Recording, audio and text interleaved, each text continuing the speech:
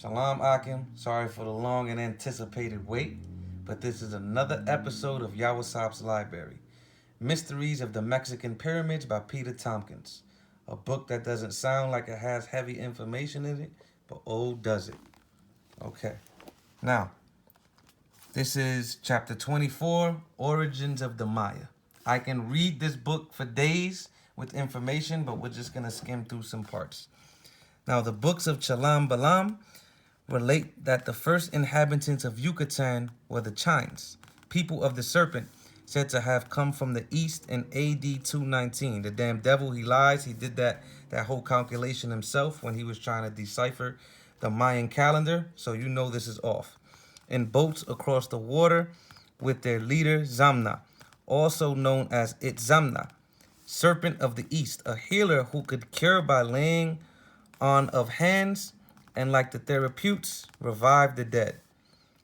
Skipping down, it speaks of the first inhabitants of Yucatan, known as Acanu, or people of the serpent, having come across the water from the east in boats to locate on the island of Cozumel, off the coast of Yucatan.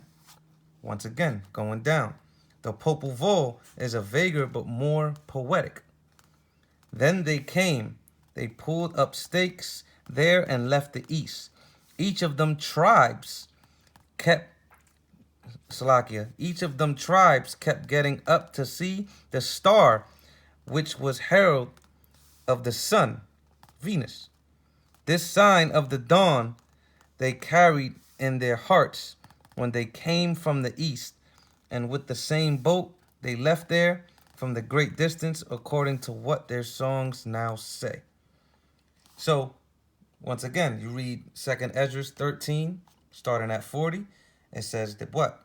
The 10 tribes of Israel came together so they can seek and keep their commandments.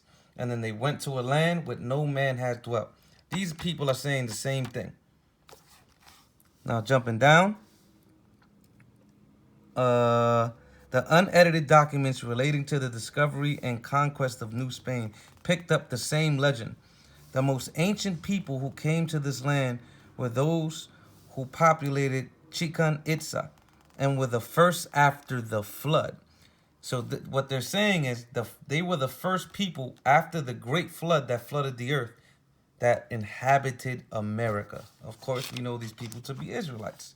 Now let's keep going. We are going to start right here. After considerable research, she traced the upturned shoes to either the Hittites or the successors and imitators, the Phoenicians, renowned as the great seafarers who regularly wore long clinging double robes, turbans with ribbons, pointed beards, and upturned shoes. So they were saying the people of America were wearing this. And remember, Paleo-Hebrew, they call it Phoenician. Let's keep reading.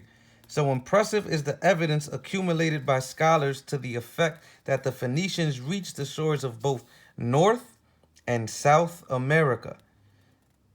It is hard to understand why it continues to be shunned.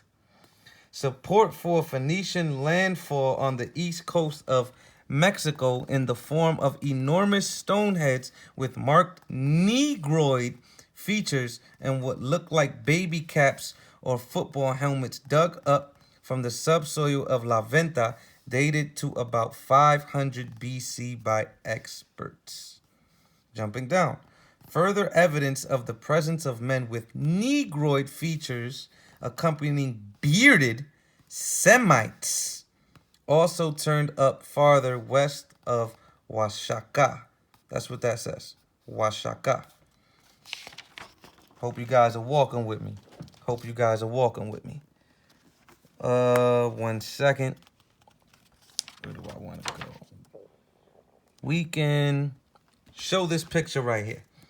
This picture is from Mexico. Okay? Startling Semitic figures found throughout Meso-America. You seeing this? But then a lot of people think natives didn't have beards.